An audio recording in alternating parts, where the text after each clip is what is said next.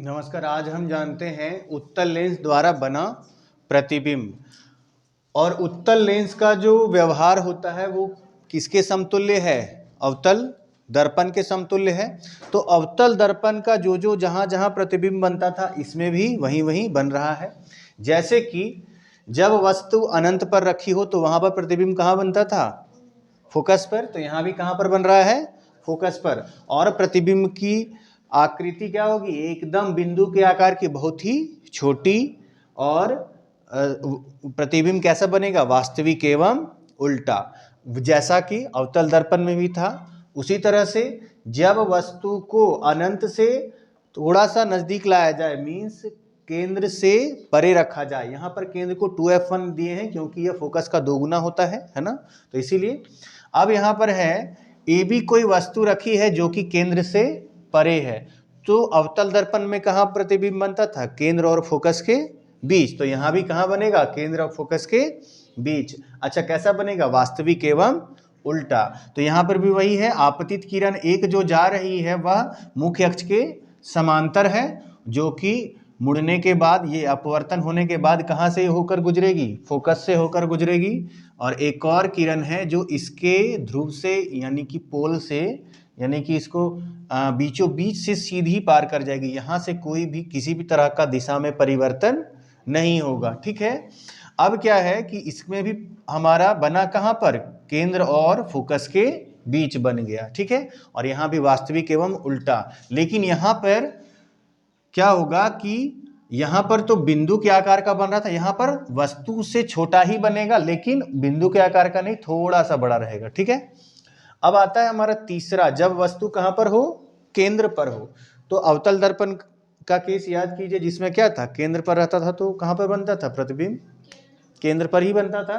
तो यहाँ पर भी क्या होगा? केंद्र पर ही बनेगा। और वही रे डायग्राम इसमें भी आएगा, यानी कि किरण आरेख जो आ रहा है हमारा। ठीक है। सारा नेचर एकदम सेम टू सेम रहेगा, किसके जैसा? अवतल दर्पण के जैसा। ठीक है। उसके बाद हमारा चौथा है, जब वस्तु केंद्र और फोकस के बीच हो।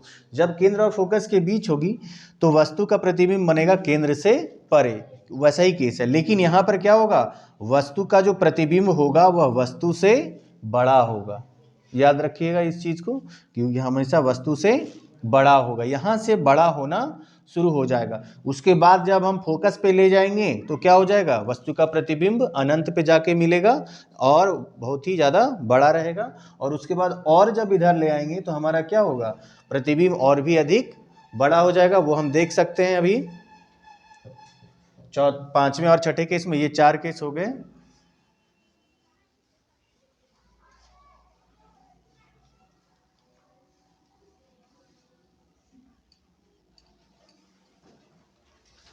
जब वस्तु फोकस पर रखी हो।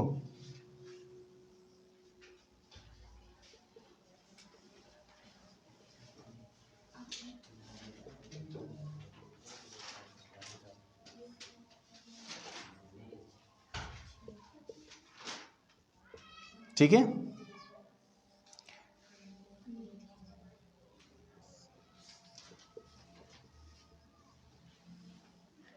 ये मान लिया हमारा फोकस है और ये हमारा केंद्र है। ये हमारा फोकस हो गया। ठीक है। वस्तु रखी गई है फोकस पर, यह मुख्य अक्ष के समांतर जाएगी तो फोकस से होकर गुजरेगी। ठीक है। थोड़ा हल्का हो रहा है क्या? ठीक है। हाँ, अब ठीक है। और ये सीधे जाएगी तो ये कहाँ पर मिलेगी? अनंत पर। ठीक है। यानी कि समांतर हो जाएगी। समांतर रेखाएं अनंत पर मिलती हैं। तो इसलिए क्या हो, कहाँ पर प्रतिबिंब बनेगा हमारा? अनंत पर बनेगा। वस्तु से बड़ा बनेगा, वास्तविक एवं उल्टा बनेगा। ठीक है। लास्ट केस हमारा छठा केस है, जब हम वस्तु को कहाँ ले आएंगे? और इधर ले आएंगे। ठीक है।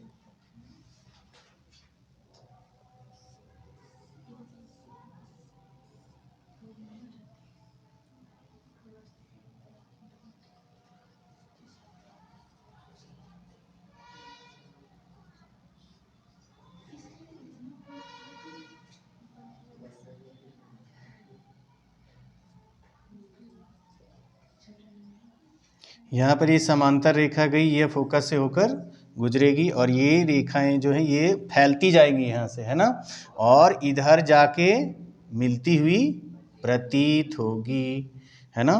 तो यहाँ पर कहीं हमारा प्रतिबिंब, अब ये हम देख सकते हैं क्या, ये इससे बहुत ही ज़्यादा बड़ा प्रतिबिंब बन रहा है। अगर इसे हम ए बी का नाम दें तो ये बनेगा ए डैश बी डैश, ठीक है। तो इससे क्या बन रहा है, बहुत ही अधिक बड़ा प्रतिबिंब बन रहा है और आभासी बन रहा है, इसलिए इसको हम डॉटेड से दिखाएंगे, है ना।